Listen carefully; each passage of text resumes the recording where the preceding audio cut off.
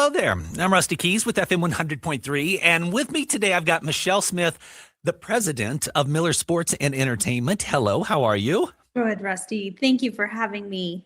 Oh, I'm excited about this because first off, let me just explain what we're talking about. We're talking about the Utah Youth Sports Giving Day, and we'll get into that just a little bit more. But as somebody who played sports all my life growing up, I played baseball, played football, played tennis, actually went to college on a tennis scholarship.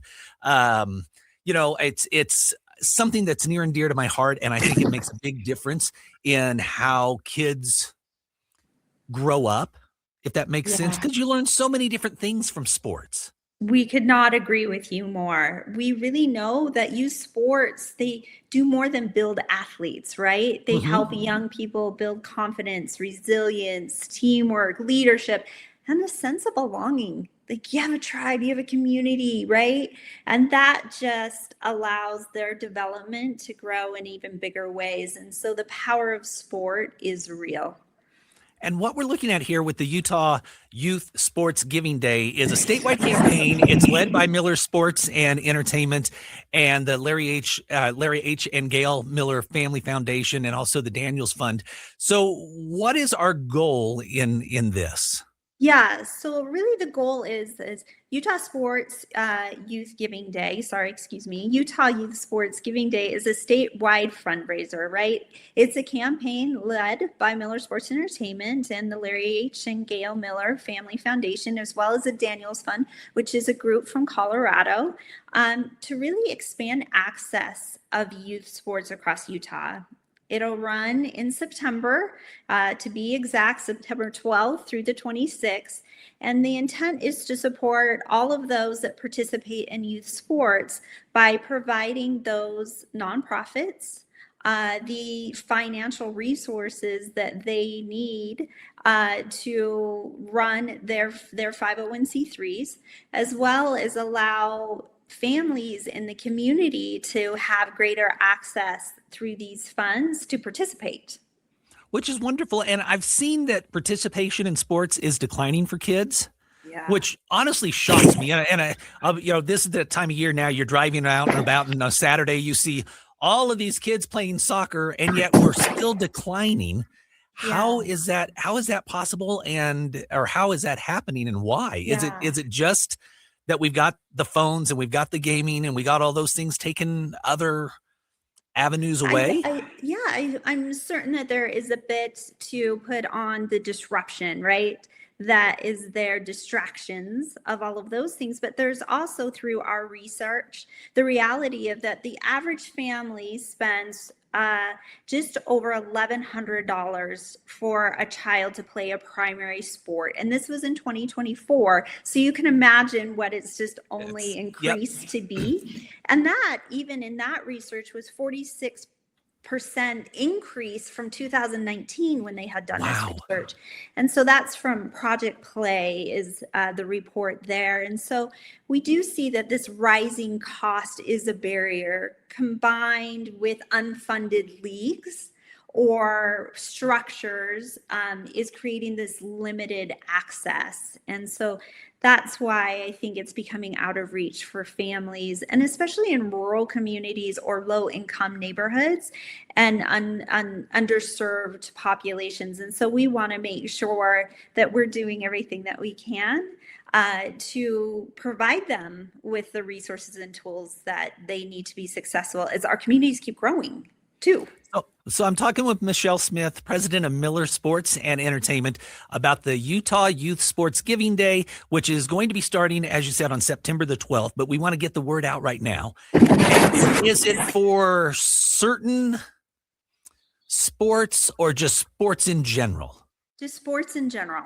And why we're getting the word out right now is because we want to take all of this time between June to September during the actual campaign to onboard, to find, to help support all of any group associated with sports in youth, to help them register to participate in September.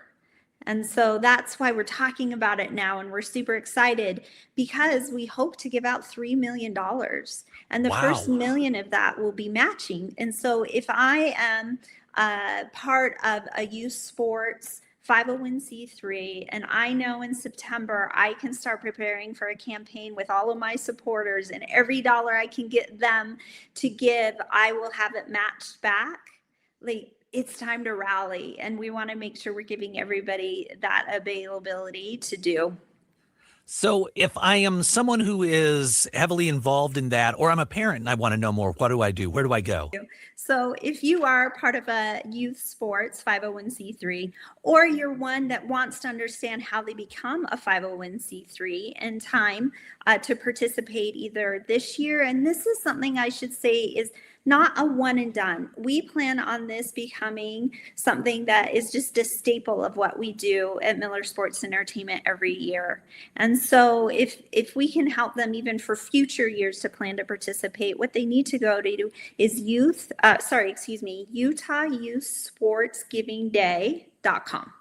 UtahYouthSportsGivingDay.com. There we go. And I just love that you guys are involved in this. And obviously the Millers have been a staple in our sporting lives here in Utah throughout the years, from when they had the Jazz to the Bees, and it just keeps growing and growing with everything that they do. So it's a wonderful thing. So again, let's find out, how do I find out more money? What's that email again, or that address? UtahYouthSportsGivingDay.com is the email address, and you can find all the information that you need there, as well as ask any questions through that website. And then again, we're really excited to launch this now in preparation for September during the actual campaign. You can also follow us on social through the same tag of Utah Youth Sports Giving Day. And we'll have some fun throughout the summer with that and connecting there. And again, if I can just close by really reinforcing that we want Utah Youth Sports Giving Day to be a powerful reminder that when communities come together, we can help more young people across our state experience sport. And in doing that, growing their confidence and their connection and all of the lifetime benefits that you shared, Rusty, that you had from playing sports.